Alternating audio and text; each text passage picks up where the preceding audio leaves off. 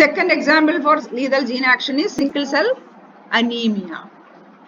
Sickle shape എന്ന് പറഞ്ഞാൽ എന്താണ്? അരിവാളിന്റെ ഷേപ്പാണ്, വളഞ്ഞിരിക്കുന്ന ഒരു ഷേപ്പാണ് സിക്കിൾ ഷേപ്പ് എന്ന് പറയുന്നത്. സിക്കിൾ സെൽ അനീമിയ എന്ന് പറയുന്നത് this is a condition showing the sickle shape of the RBC, sickling of RBC. സാധാരണ RBCയുടെ ഷേപ്പ് നമുക്കറിയാം ബൈ കോൺവെക്സ് ആണെന്ന് അറിയാം, ബൈ കോൺകേവ് ഷേപ്പാണ്. അത് നമ്മൾ പറഞ്ഞു വരച്ചു വെക്കുമ്പോൾ സാധാരണ റൗണ്ട് ഷേപ്പിലാണ് ഇരിക്കുന്നത്. പക്ഷേ സിക്കിൾ സെൽ അനീമിക് അല്ലെങ്കിൽ സിക്കിൾ ഷേപ്പ്ഡ് RBC എന്ന് പറയുന്നത് ചന്ദ്രക്കല അല്ലെങ്കിൽ അരിവാളിന്റെ ഷേപ്പിലായിരിക്കും ഇരിക്കുന്നത്. ഒരു പന്തെടുത്തിട്ട് നമ്മൾ അകത്തേക്ക് തള്ളിക്കഴിഞ്ഞാൽ എന്ത് സംഭവിക്കും? അതിനകത്തുള്ള സ്പേസ് കുറയും, അത് എയർ നിന്ന സ്ഥലം കുറയും. അതുപോലെ ഇവിടെ ഈ ബ്ലഡ് സെൽ RBC എന്ന് പറയുന്നത് നല്ല രീതിയിൽ ഒരു റൗണ്ട് ഷേപ്പിൽ ഇരിക്കുകയാണെങ്കിൽ അല്ലെങ്കിൽ ആക്ച്വൽ ഷേപ്പിൽ ഇരിക്കുകയാണെങ്കിൽ it has much more surface area for holding the haemoglobin, that is the pigment that can carry the oxygen. പക്ഷേ if the condition is sickle shape, it will reduce the surface area for holding hemoglobin, and the result is what? The result is the decrease of the carrying capacity of the hemoglobin, that is the oxygen carrying capacity of the hemoglobin will be reduced because of the surface area, reduction of the surface area.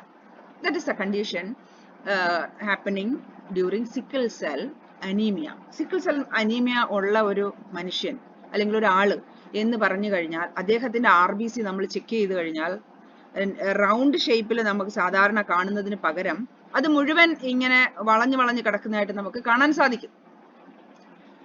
അപ്പൊ sickle cell RBC എന്ന് പറയും, അല്ലെങ്കിൽ sickle cell haemoglobin എന്ന് പറയും. Actually this is A hereditary disease. കാരണം എന്താണ്? ഇത് genetic ആണ്, അല്ലെങ്കിൽ ജീനാണ് ഇതിനെ കൺട്രോൾ ചെയ്യുന്നത്. Directly it controlled by the gene. So this has very low oxygen carrying capacity, and the result is the death of the organism. Why? All the organisms need oxygen for their all life activities. I mean, it is for various activities, or the oxygen is the fuel that is needed for the burning of food materials, and that only release the energy for the life activities or any type of body activities. If it is reduced, the organs or the organ systems will not get sufficient quantity of oxygen, and they never do their function properly, and this leads to the death of that organism. അതായിരിക്കും condition. എന്താണ്? അവർക്ക് ഒരിക്കലും proper ആയിട്ട് ആ ഓർഗന് ഓരോന്നിനും function ചെയ്യാൻ പറ്റത്തില്ല because of the absence of oxygen or the reduced quantity of the oxygen. അത് കുറഞ്ഞു പോകുന്നത് കൊണ്ട് അല്ലെങ്കിൽ അതിന്റെ ആബ്സെൻസ് കൊണ്ട് ഈ ഓർഗൻ എന്ന് പറയുന്നത് നഷ്ടപ്പെട്ട് അല്ലെങ്കിൽ അതിന്റെ ആക്ടിവിറ്റി നഷ്ടപ്പെട്ടു പോകാം. നമുക്കറിയാം all the vital organs are very very important for the organism is concerned, അല്ലേ? ആ ഒരു ഓർഗാനിസത്തിനെ സംബന്ധിച്ചിടത്തോളം എല്ലാ അവയവങ്ങളും അത്യാവശ്യമാണ്. നമുക്കിപ്പോൾ എക്സ്റ്റേണലി നോക്കിക്കഴിഞ്ഞാൽ ഒരു കൈ അല്ലെങ്കിൽ ഒരു കാൽ അല്ലെങ്കിൽ കണ്ണ് കാത് ഒക്കെ ഇല്ലെങ്കിൽ നമുക്ക് ജീവിക്കാൻ സാധിക്കും. പക്ഷേ the internal organs, they are very very important. If it is absent, except the kidney ഒരെണ്ണം ഇല്ല എങ്കിൽ നമുക്ക് വേറൊരെണ്ണം ഉണ്ട്, അതിനെ കോമ്പൻസേറ്റ് ചെയ്യും. ബാക്കിയുള്ള ഏത് ഓർഗൻ ആണെങ്കിലും, ഇന്റേണൽ ഓർഗൻ ആണെങ്കിലും അത് ഒരെണ്ണം മാത്രമേ ഉള്ളൂ. അപ്പൊ നമുക്ക് അതിനെ കോമ്പൻസേഷന് വേറെ ഇല്ലാത്തത് കൊണ്ട് അതിന്റെ പ്രവർത്തനം നഷ്ടപ്പെട്ടു പോയി കഴിഞ്ഞാൽ തീർച്ചയായിട്ടും എന്തായിരിക്കും? the result will be the death of the individual.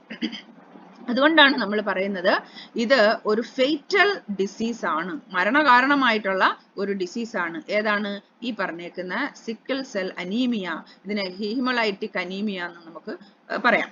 Recessive അലീൽ, സാധാരണ ഒരു ഹീമോഗ്ലോബിന്റെ നമ്മൾ എഴുതുന്ന ഒരു സിമ്പൽ എന്ന് പറയുന്നത് capital H, small b and capital A.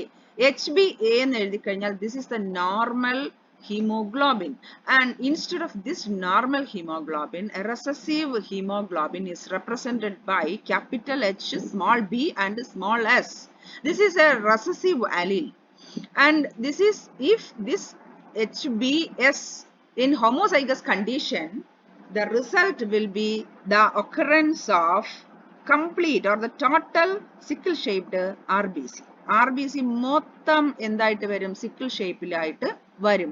അപ്പൊ എന്താണ് സംഭവിക്കുന്നത്? ഒരു നോർമൽ ഓർഗാനിസത്തിന് കിട്ടേണ്ട ആ എനർജി അല്ലെങ്കിൽ അതിന് കിട്ടേണ്ട ഓക്സിജൻ അതിനൊരിക്കലും കിട്ടത്തില്ല. അപ്പൊ എന്താ സംഭവിക്കുന്നത്? ഓക്സിജൻ കുറഞ്ഞു, റിസൾട്ട് പ്രശ്നമായി. ഇത് ഹോമോസൈഗസ് റെസസീവ് അലീൽ ആണെങ്കിൽ ഇത് ഇങ്ങനെ സംഭവിക്കും. ഹോമോസൈഗസ് റെസസീവ് കണ്ടീഷനിൽ ഇത് ഇങ്ങനെ സംഭവിക്കും. അതേസമയം ഈ പറഞ്ഞേക്കുന്നത് തന്നെ ഹെട്രോസൈഗസ് കണ്ടീഷനിലാണ് വരുന്നതെങ്കിൽ HbA ഒരു അലീലുണ്ട്, മറ്റൊരു അലീല് HbS ആണ് എങ്കിൽ, 2H ഇല്ല കേട്ടോ, ഒരച്ചേ ഉള്ളൂ. H നിങ്ങൾ ആ സ്ലൈഡിൽ നോക്കിയാൽ ചിലപ്പോൾ 2H കിടക്കുന്ന കാണാം, അത് കറക്ഷൻ ആണ്. അപ്പൊ ഒരച്ചേ ഉള്ളൂ. HbS അത് ഏതാണ്?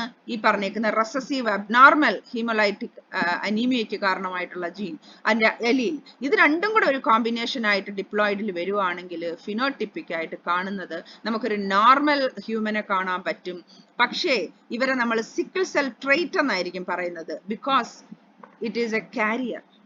This organism would be a carrier. അത് അങ്ങനെ ആയിരിക്കും, ഒരു അതിന്റെ ബോഡിയിലുണ്ട്.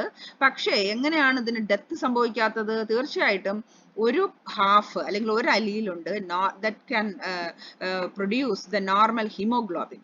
So half the portion of the RBC seen as or same as normal, and the half only will be the type is sickle shaped. So this is the reason behind the normal phenotype of that heterozygote. ഹെട്രോസൈഗോട്ടിന് normal വരാൻ കാരണം എന്താണ്?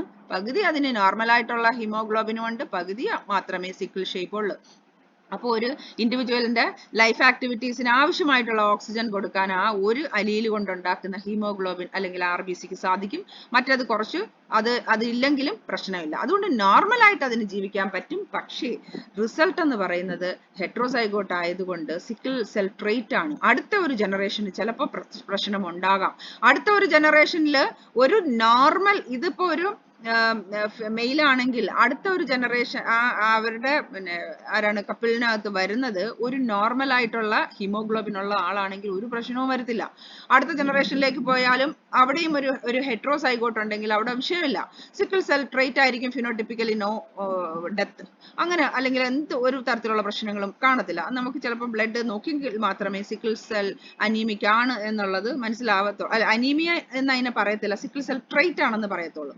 പക്ഷേ ചില കണ്ടീഷനിൽ മാത്രം ഇതുപോലെയുള്ള 2 ഹെട്രോസൈഗോട്ടുകൾ accidentally എന്ത് ചെയ്യാം? മാരേജ് സംഭവിക്കാം. സംഭവിച്ചു കഴിഞ്ഞാൽ എന്താണ്? ഒരു 50% chance for the union, the fusion of these recessive homozygote. Recessive ആയിട്ടുള്ള ഈ സിക്കിൾ സെൽ അനീമിയയുടെ അലീല് രണ്ടും കൂടെ ചിലപ്പോൾ കമ്പൈൻ ചെയ്യാനായിട്ടുള്ള ചാൻസ് ഒരു 50% ചാൻസേ ഉള്ളൂ ഈ പറയുന്നതിനൊക്കെ. അല്ലെങ്കിൽ മറ്റേത് ഉണ്ടല്ലോ ജോയിൻ ചെയ്യാനായിട്ട്. അങ്ങനെയുള്ള ചാൻസിൽ ഇത് രണ്ടും റെസസീവ് രണ്ടും ഒരുമിച്ച് വന്ന് പോയി കഴിഞ്ഞാൽ എന്തായിരിക്കും റിസൾട്ട് എന്ന് പറയുന്നത്? റിസൾട്ട് എന്ന് പറയുന്നത് ഇതിനകത്ത് അങ്ങനെ വന്നേക്കുന്ന ഇൻഡിവിജ്വൽ റെസസീവ് ആയിട്ടുള്ളത് രണ്ടും ഒക്കറേക്കുന്ന HbS എന്ന് പറയുന്നത് വരുന്നത് തീർച്ചയായിട്ടും മരിച്ചു പോകും. അതാണ് ഇതിനകത്തും വീണ്ടും 2:1 വരുന്നത്. നിങ്ങൾ നോക്കിക്കേ, ഇപ്പൊ ഇതിനകത്ത് കാണിച്ചിട്ടുള്ള 3 ഫിഗർ ഉണ്ട്. ഒന്നാമത്തേതിനകത്ത് കാണിച്ചേക്കുന്നത് സിക്കിൾ സെൽ എന്ന് പറഞ്ഞാൽ എങ്ങനെയിരിക്കും. ലെഫ്റ്റിൽ നമ്മൾ കാണുന്നത് റൗണ്ട് ഷേപ്പ് ആണെങ്കിൽ റൈറ്റിൽ നോക്കിക്കേ, അതും RBC ആണ്, നീളത്തിലൊക്കെ കിടക്കുന്നുണ്ട്, വളഞ്ഞു കിടപ്പുണ്ട്, അതും RBC ആണ്. അപ്പൊ ആ നോർമൽ ഷേപ്പിൽ നിന്ന് ഡിഫറെന്റ് ആയിട്ട് എങ്ങനെയാണോ വരുന്നത് അതിനെയാണ് അവിടെ കാണിച്ചേക്കുന്ന ഈ സിക്കിൾ ഷേപ്പ് എന്ന് പറഞ്ഞ് കാണിച്ചേക്കുന്നത്. അതാണ്. ഇനി ഇതിന്റെ അകത്ത് ആ സെക്കൻഡില് ഒരു എന്താ കാണിച്ചേക്കുന്ന ഒരു ചാർട്ട് വന്നിട്ടുണ്ട്, ജീനോടൈപ്പും ഫിനോടൈപ്പും. അത് ഹീമോഗ്ലോബിൻ N എന്നും അതിനെ രണ്ടിനെയും N ഉം S. ഇവിടെ N എന്ന് കാണിച്ചേക്കുന്നത് Aക്ക് പകരമാണ്, വെച്ചാൽ നോർമൽ എന്നുള്ളതാണ് N കാണിച്ചേക്കുന്നത്. ഓക്കെ, ആ നോർമൽ ഹീമോഗ്ലോബിൻ ആദ്യം കാണിച്ചിട്ടുണ്ട്. അതിന്റെ താഴെ സിക്കിൾ സെൽ ട്രേറ്റ് എന്ന് വെച്ചാൽ HbN ഉണ്ട്, HbS ഉണ്ട്. അതാണ് ഹെട്രോസൈഗോട്ട്. അതിന്റെ താഴെ കാണിച്ചേക്കുന്നത് എന്താണ്?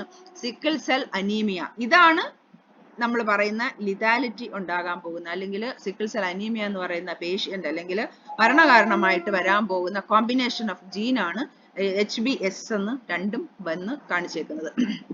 ഇനി താഴെ നോക്കിക്കേ, ഒരു ഫാദർ കാരിയർ ആണ്, ഒരു മദർ കാരിയർ ആണ്. ഇപ്പൊ ഞാൻ പറഞ്ഞാണ് 2 ഹെട്രോസൈഗോട്ടുകൾ ഫ്യൂസ് ചെയ്ത് കഴിഞ്ഞാൽ ചിലപ്പം ഇങ്ങനെ ഒരു ഒക്കറൻസ് ഉണ്ട്.